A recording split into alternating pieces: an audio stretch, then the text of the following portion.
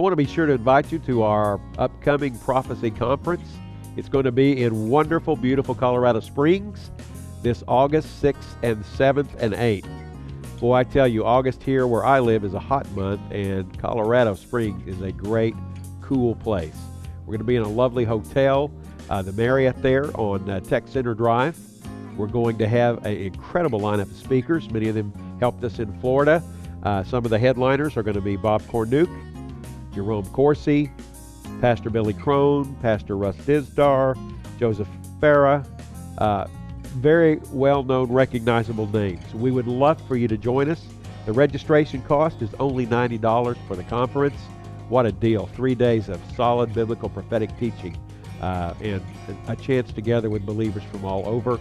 You need to call us and register for this, and we would love to have you do that. The number is 800-475-1111 or prophecyinthenews.com on our website. Thank you. Well, welcome to Prophecy in the News. I'm your host, Kevin Clarkson. My guest is Jonathan Cahn, author of The Harbinger and the Mystery of the Shemitah. Hello, brother. Hey, great to be back. It's good to have you. We've already done one show, and Yes. We're excited to do several with you on this. You've just come out with a DVD that's named The Mystery of the Shemitah Uncovered or Unlocked. Yeah. And so there's new information. Yeah, this just came out. It's I didn't do it. I'm in it, of course, but I didn't do it. They did a powerful job. It's like a prophetic explosion, probably the best way for people to get this quick. But it also has about an hour of bonus materials about how to be ready, things that people ask all the time. What should they do? It's just a very powerful thing, you know. Let's talk a minute about how widespread this message has been and places God has taken it. Yeah, the Mystery of the Shemitah just came out just before the Shemitah began, so that's the autumn of this last year, and the book, and it's actually gone forth even stronger than the Harbinger, more strongly, gone around the country, and it has gone to government. As far as I know, every member of Congress has received a copy of the Mystery of the Shemitah and the Harbinger. There are presidential candidates who are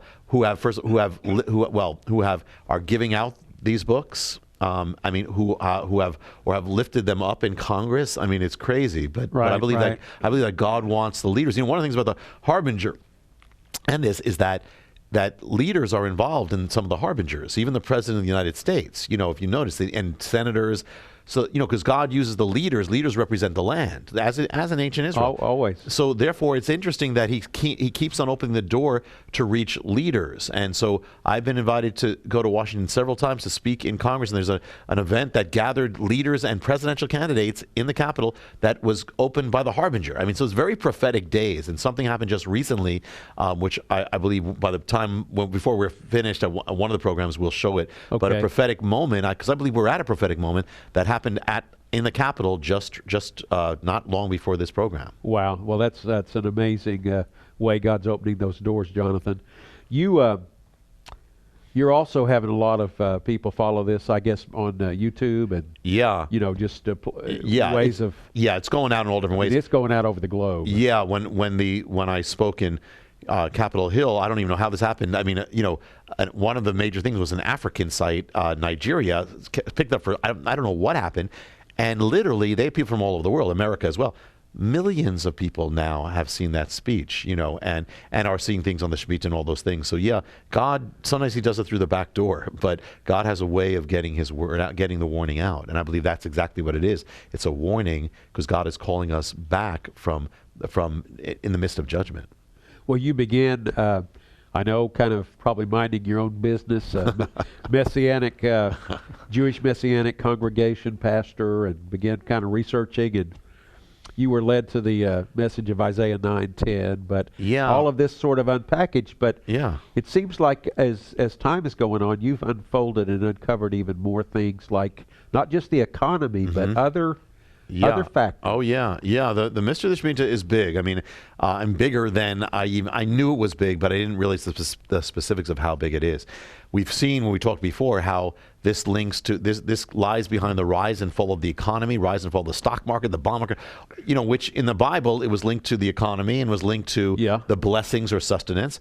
But it's even bigger. The Shemitah, the Mystery of the Shemitah, actually also lies behind the rise and fall of nations themselves. It actually gives the timing of global events, global cataclysms, when powers, nations, kingdoms, empires rise, when they fall, even the rise of America and what may be the fall of America. This is so big, it has affected everything. So one of the mysteries in the book and in the DVD is called literally the rise and fall of nations. And the key here is, or the precedent is, that when the Shemitah came upon Israel as a sign of judgment, this is in the days of the prophets, 586 BC, when they are wiped out, the Babylonian captivity, 70 years, the Bible says it was all geared to the timing of the Shemitahs. The land rested 70 years for the Sabbaths, or Shemitahs, that the land did not rest. So the judgment is time of that. But as we alluded to last time, is that for that to happen, the entire world history had to revolve around God's timing and here in the Shemitah. That is, for the judgment to come, Babylon had to rise. They rose just before this happened. Nebuchadnezzar rises at the time of the Shemitah, or when this is going to be fulfilled. Then the Babylon had to fall as a kingdom because the Jewish people had to be released. The land after 70 years goes back. So Babylon falls, linked to the Shemitah. Then Persia, the Persian Empire, has to rise to say, Jewish people, you can go back. So the 70 years of the Shemitah will be exact. So world history is focused on this. So could this be affecting world history even in modern times? And the answer is amazingly yes. And I believe we have a clip from the DVD that begins to uncover the rise and fall of nations. Let's watch that clip. The conflict of the Second World War begins in 1938 when Hitler seizes Austria and Czechoslovakia. 1938 is the biblical year of the Shemitah, and it begins a 7-year biblical cycle, 1938 to 1945. The world cataclysm will follow the biblical cycle of the Shemitah. As the year of the Shemitah, 1944 to 1945, approaches, the Second World War reaches its peak. Again, the Shemitah brings the falling of powers, the collapsing of empires, and the nullifying of landscapes. And it builds up to the greatest power of nullification the world had ever seen, with the dropping of the atomic bomb.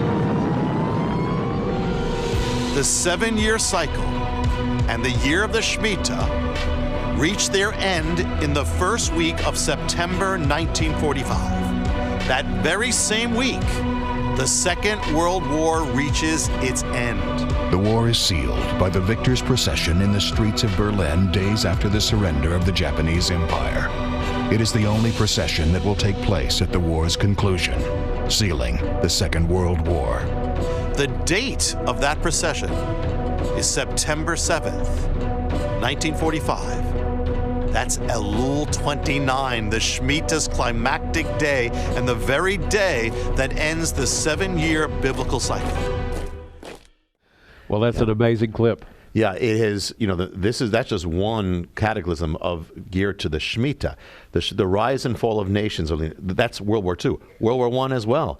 The year of the Shemitah marks the collapse of the Russian Empire after centuries, leads into the collapse of the Ottoman Turkish Empire, the German Empire, the Austria. All these things follow the time of the Shemitah. The Shemitah determines even things like 9/11. 9/11 happens in the year of the Shemitah. In fact, at its peak, when it reaches that wipeout week, the last week, the crescendo of wiping out, all happens at the time of the Shemitah. I mean, there's so much in this, but this has affected not only, we're saying not just our bank accounts and Wall Street, affected literally the rise and fall of nations, as it did in the time of Jeremiah. And so could it affect the rise and fall of nations in the days to come? That's the issue. So there's so much in that. But there's another thing, I'm just going to throw this in, called the mystery of the towers. The mystery of the towers, and that is this. In the Bible, there's a link that between the rising of high towers and the rising of power. The tower, in fact, in Hebrew, the word for tower is Migdal. We actually get Mary Magdalene from that name, Migdal. Migdal comes from the Hebrew word Gadal. Gadal means greatness, increase. So it's about even pride. So there's a link between. From Babel, from the beginning, it begins with Babel, the tower going up. Well, what about America? Well, the amazing thing is that in the year 1870, America builds the highest tower on earth for the first time, the highest secular tower in the world. First time. It was always Europe. Within 1 year of that tower going up, America becomes the strongest economic power on earth, replaces the British Empire, begins the American age of rising, then becomes the military, till we are the superpower. From that day, from that tower, and it starts building the highest towers in the world. Well, there's a mystery of the towers as well. When America reaches its peak of power relative to the rest of the world, 1945 emerges this, there is a tower or a building that's conceived that year that we all know of, and that's linked to even the Harbinger. And I believe we have a clip linked to that's in the mystery of the towers in this DVD. Well, let's see it. So the tower is conceived in the year of the Shemitah, 1945, begun in the year of the Shemitah, 1966, completed in the year of the Shemitah, 1973, and then in the year of the Shemitah, 2001, it is destroyed. Towers speak of the rising, the power, the glory of kingdoms. But the Shemitah speaks of the fall of nations and the humbling of a nation's glory. In the year of the Shemitah, at its climactic last week and peak, the towers of a nation's glory fall to the earth. At the Shemitah's time of nullifying, the towers are nullified. And it was shortly before the year 2001 that something momentous happened in world history. As the 20th century came to an end, the age that had begun in 1871 also came to an end. America's days of boasting the highest towers on earth were over. It had been eclipsed by others. Now the highest towers on earth rose from Asia. We've seen a connection between the rising of towers and the rising of kingdoms. But if the rise of high towers speak of the rise of nations, then of what does the fall of a tower speak or foreshadow? It all took place in the climactic days of the Shemitah of 2001. The warning of the Shemitah is this: a nation's blessings, its prosperity, its sustenance comes from God alone. If a nation greatly blessed by God should drive God out of its life and defy him and war against his ways, then those blessings, that prosperity, and that sustenance will be removed. And in the case of a civilization that has reigned as head of nations, the crown it has borne will be removed. So even as Babel began building a tower to scale heaven and assert man's dominance, that's been a trend throughout history, really. And the interesting thing is that now, this joins the Harbinger together with all this too, because one of the Harbingers is a tower. The fourth Harbinger is the tower that goes up. So there's this tower that's been going up at ground zero of defiance, saying we're coming back stronger, we're coming back. Right. It's going to be very interesting what happens, and it's only been coming to its completion in the year of the Shemitah. So yes, a tower can be a symbol of pride, and in the case of America, when you're falling away from God, this is not the time to become prideful and say we're going to get stronger than ever. Well, we're talking with Jonathan Cahn, who is really an incredible student of Scripture and prophecy, pastor of Messianic congregation, Jewish background, and this is fascinating. And, we're just getting a taste with you of this. There's actually a full-scale DVD that you've produced, The Mystery of the Shemitah Unlocked. And so it's just come out. We're seeing little clips of it, but the idea, it's a prophetic explosion where people can see this instantly and get it. It can show it to churches, can show it to, and it also has about almost an hour of bonus features, including how to be prepared and all the other questions we can't get to any other time. And so it has things that are nowhere else, and you actually see the things happening before your eyes. Well, we're offering this to you, and you can call the 800 number on the screen or go to our website, prophecyinthenews.com. We have a package deal right now where you can actually get this new DVD as well as the book, The Mystery of the Shemitah, and another DVD, The Mystery of the Seventh Cow. And you can get all those separately, but if you get them as a bundle, right now it's a special price of $49.95 plus shipping and handling. And that last one has not been generally available. It's actually what's happened since the Shemitah has begun, things that are not anywhere else. Several mysteries, including this biblical mystery of the biblical sign, the mystery of the seventh cow. Which I know at our Prophecy Summit in Orlando, you unveiled some of that to us, and that was fascinating. Yeah. Well, now, one of the things that people don't realize about the Shemitah, this how big it is also the key in end time prophecy. And that is that this is something that's there in the book in the DVD called the mystery of the seventh Shemitah. And that's this. Every 7 years was the Shemitah. But every seventh Shemitah was a Shemitah that ushered in a super Shemitah that we call the Jubilee. And the Jubilee was really linked to the Shemitah because in the Jubilee, it's a year of release. People are released. But it's also the year of restoration, that, as you know, that if you lost your land, you lost your house, you lost your ancestral possession, lost everything, on the year of the Jubilee, you would return to your land. It would be restored. You go back to your ancestral home. You would go home. It says, everyone shall return to their father's land or their home. So this is a restoration. Now, we know that end-time prophecy is keyed to Israel being restored to its land, to its ancestral home. The Lord can't come again until that happens. He said, you'll only see me again when you say, Baruch haba b'Shem Adonai, blessed is he. Only then. They have to do that in the land. So Israel coming back is the key. So here's the question. If the key is Israel coming back to its ancestral land, I mean, 2,000 years ago, they lost their land. They were driven out by the Romans. They lost their inheritance. So the Jubilee, which was given to Israel, they're going back to their land, is a prophetic Jubilee. I mean, it's Israel, the people of the Jubilee, coming back to their land that they lost there. So here's the key. Could the Jubilee, could the mystery of the seventh Shemitah actually give the key of when these things, these end time events have to happen? Well, we don't know when the Jubilee was because we don't know when, we don't have records in the Second Temple time when they celebrated. But the key is we do know when the Shemitah was celebrated. We have records. Yes. So the connection is, we do know, here's the clue, is that the Jubilee has to happen the year after a Shemitah. It's the 49th year, 7th Shemitah, ushers in the 50th year Jubilee. So that's the key. Could this give us the time parameters of end time events? Amazingly, yes. 1917 is the year of the Shemitah, and it's the year of shaking all over the world, kingdoms collapsing. Well, one of the kingdoms that is collapsing is the Ottoman Turkish Empire. Right. The Ottoman Empire had the land of Israel for 4 centuries, 400 years under Islamic rule. They're not about to let the Jewish people have their homeland there. But the Jubilee, here it is. The Shemitah ends in September 1917. That means the year after this prophetic year is September 1917 to September 1918. That's the critical time period if something's going to happen. Did anything happen? Well, that year, that time, British soldiers are marching across the Middle East. Now, Britain had come to love Israel, actually, many British people because of the Bible. There was a little British boy who would pray every night, Lord, restore your ancient people to their homeland, every night.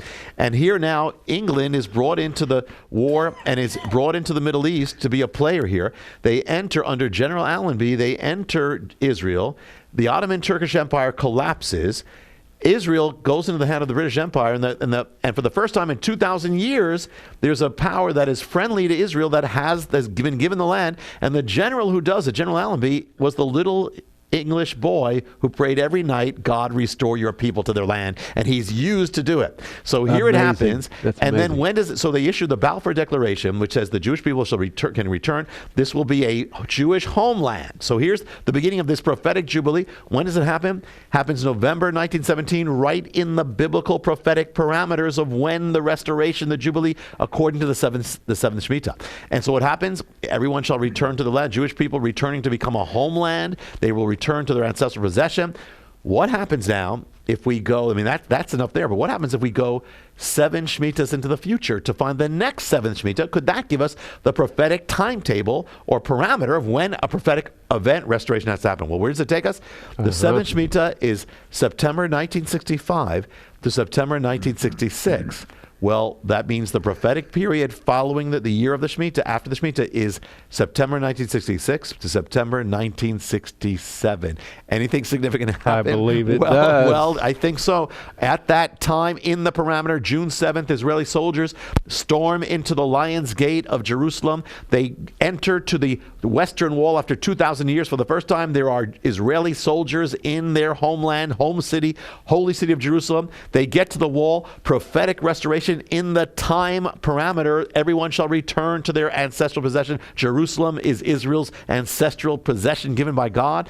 And what happens when the Jubilee happens? You sound the shofar. The first thing that happens when they get to that wall is the shofar is sounded at the wall by Rabbi Shlomo Gorem, military chaplain. Rabbi Shlomo Gorem was born in the year 1917, the other Jubilee. It is his Jubilee. He's 50 years old, sounding the Jubilee of Israel without even realizing it, all at the exact time. But now I'm not saying that's enough for me. I could go home right at that. I'm blessed by that. If God just did it, but God doesn't have to continue the cycle. But question, if he did, where would it take us? Well, when is the next, if we go forward to find the next seventh Shemitah, when is it? The next seventh Shemitah is the year 2015, right now. And the period after, or the prophetic period would be September 2015 to September 2016. Now, I'm saying, caution, God doesn't have to do anything, but if it followed the same pattern, the last two, it would mean war. It would mean war in the Middle East. It would mean war concerning Israel. And it would result in a prophetic restoration. And the amazing thing is, some people, Isaac Newton, we learned about in physics, wrote more about biblical prophecy, the Bible, than about physics. And in it, there's something called Newton's riddle. And he wrote a thing about Daniel's 77s. And if you take it, you apply it, it would go from June 7th, the time that Israel gets Jerusalem, June 7th, 1967, count 7 sevens of years, 49 years. If you take biblical prophetic years, 360 years, it takes you to a date. It takes you, first of all, to September 2015, same time, September 23rd, which happens to be Yom Kippur, which is when the Jubilee begins. The exact date. Now, I'm not saying it has to be, and not saying that noon has to be right, but amazingly, that another thing that all things seem to be converging. Just keep it in mind. Doesn't have to happen, but keep it in mind. That's pretty incredible. Let's look at that clip now. It's the first time in 2,000 years that the land is being restored to the Jewish people. The year following the Shemitah was September 1917 to September 1918. The Balfour Declaration takes place in November 1917. Thus, the land is restored to the Jewish people in the year following the Shemitah, corresponding to the Jubilee. It's a prophetic Jubilee, and according to the mystery, the Jewish people now would return home to the land they had lost, to their father's possession, to their ancestral homeland. Everyone shall return to their possession. The mystery of the Jubilee concerns the seventh Shemitah. So what happens if we move forward in time from the Shemitah of 1917, 49 years to come to the seventh Shemitah? What is the seventh Shemitah? It brings us to the Shemitah of September 1965 to September 1966. The year following the Shemitah would begin September 1966 and end September 1967. Did anything significant take place within that year and within those dates? Any event of restoration? The answer is yes. According to Bible prophecy, the Jewish people have to be restored not only to their homeland, but also to their ancient holy city of Jerusalem. In the midst of the Six-Day War, Israeli soldiers enter the Lion's Gate of the biblical city of Jerusalem. Through gunfire, they make their way to the holiest site in Judaism, the Western Wall.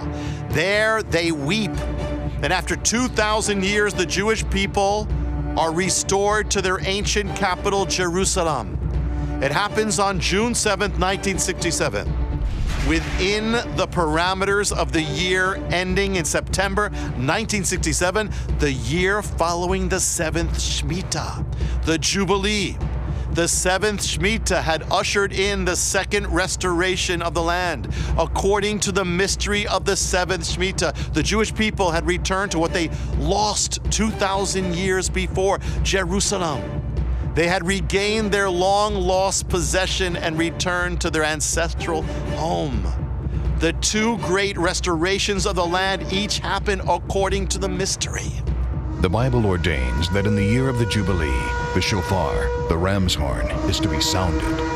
The first thing that happens after the soldiers reached the Temple Mount in 1967 is that the ram's horn is sounded from the Temple Mount, the sound of the Jubilee. The man who sounds it is Rabbi Shlomo Goren. Rabbi Goren was born in the year 1917, the time of the other restoration. When he sounds the shofar, he is 50 years old, the number of the Jubilee. The mystery of the Shemitah lies behind the two great end-time restorations of Israel's lands. Now, the pattern and cycle does not have to continue, but if it did, what would be the seventh Shemitah from the last restoration? The seventh Shemitah begins September 2014, goes to September 2015. The year following the seventh Shemitah is that of September 2015 to September 2016. While the cycle doesn't have to continue and nothing significant has to take place, in the last two occurrences, it has meant war in the Middle East, war in the land of Israel, and a war resulting in a prophetic restoration.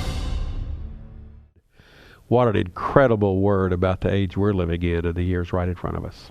Well, so the next seventh one is going to be in this coming time. And of course, we haven't spoken of the exact date of the Elul 29, the wipe out. Right. Which when we is will, it going to be this fall? It's going to be this fall in September, and I know we're going to get into all the details, but September 13th. Yeah. Again, it doesn't have to happen, but we will get into that about what's happening in this Shemitah, where we're going, where's America going, are we racing towards judgment?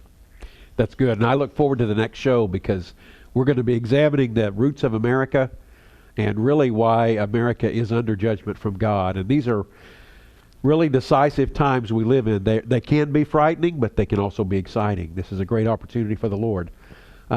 Just last week I had a woman that I visited with, and she was very concerned about some of these things we're talking about, some of the signs, the blood moons. And, I began to talk with her, and she was assuming, because she had interest in this, that she knew the Lord. But as I began to question and probe with her, she really did not have a relationship with Jesus Christ. And so we weren't talking so much about the blood moon as the blood of the cross. Yes. And she gave her life to Christ and was That's saved. it. And that's what it's about. she's come forward in our church to follow the Lord in baptism. So Yeah. that's the great thing, is you don't have to live in fear. You don't have to live in chaos. Christ came to save us, and even as God is the God of all the nations, He'll be the God of your own life if you'll surrender and place your life in His hands. Yeah. We want to urge you to do that because Jesus came, died for you, gave His precious life's blood so you could be forgiven. Then He was buried and rose again. And He says if you'll trust Him and surrender to Him, you'll have everlasting life. If you've never done that, I want to urge you to do that. I know Jonathan wants you to do that because silver and gold can't avail, but the precious blood of Christ redeems from all sin. Till then, we're going to keep on looking up. God bless you.